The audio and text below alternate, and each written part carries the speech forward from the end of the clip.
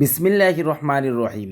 আজকের এই পবিত্র মুহূর্তে মাদ্রাসার ছাত্রদের পাগড়ি প্রদান অনুষ্ঠান, এটি শুধু একটি আনুষ্ঠানিকতা নয়, বরং ইলমের দায়িত্ব গ্রহণের এক গৌরবময় অঙ্গীকার। আল্লাহ তাআলা বলেন, তোমাদের মধ্যে যারা ঈমান এনেছে এবং যাদেরকে জ্ঞান দেওয়া হয়েছে তাদের মর্যাদা বহু গুণে উন্নতি করবেন। আর রাসূলুল্লাহ সাল্লাল্লাহু আলাইহি সাল্লাম বলেন, যে ব্যক্তি ইলম অর্জনের পথে চলে আল্লাহ তাআলা তার জান্নাতের পথ সহজ করে দেন। পাগড়ি ছিল প্রিয় নবী হযরত মুহাম্মদ সাল্লাল্লাহু আলাইহি সাল্লামের সুন্নাহর একটি অংশ। বহু হাদিসে এসেছে তিনি সাহাবায়ে কেরামকে পাগড়ি পরিয়ে দিতেন, যা ছিল সম্মান ও দায়িত্বের নিদর্শন। আজ যারা পাগড়ি গ্রহণ করেছেন তারা শুধু ছাত্র নয়, তারা দ্বীনের খাদিম, উম্মাহর পথ প্রদর্শক হওয়ার পথে অগ্রসর। আমাদের ভিডিওগুলো যদি আপনাদের একটু ভালো লেগে থাকে, প্লিজ আমাদের চ্যানেলটি সাবস্ক্রাইব করে পাশের বেল আইকনটি প্রেস করে রাখুন। আমরা মাদ্রাসা ছাত্রদের বিভিন্ন অনুষ্ঠান এবং গজল, কেরাত, হাম, নাত এবং বিভিন্ন ইভেন্ট আমাদের চ্যানেলের মাধ্যমে তুলে ধরে থাকি।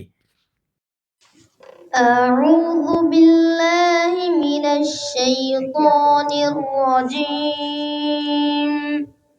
বিসমিল্লাহির রহমানির রহিম। ইয়া আইয়ুহাল্লাযীনা আমানু রুকউ ওয়াসজুদু ওয়া'বুদু রাব্বাকুম واسجدوا واعبدوا ربكم وافعلوا الخير لعلكم تفلحون.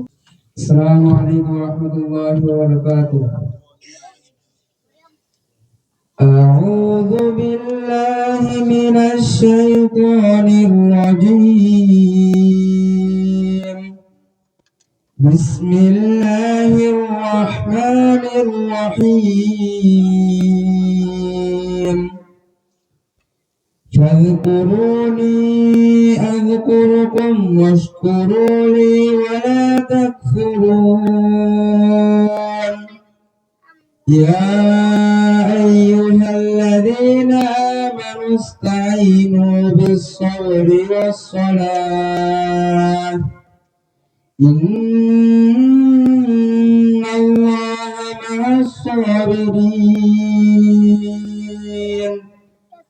ولا تقولوا لمن يقتل في سبيل الله أموات بل أحياء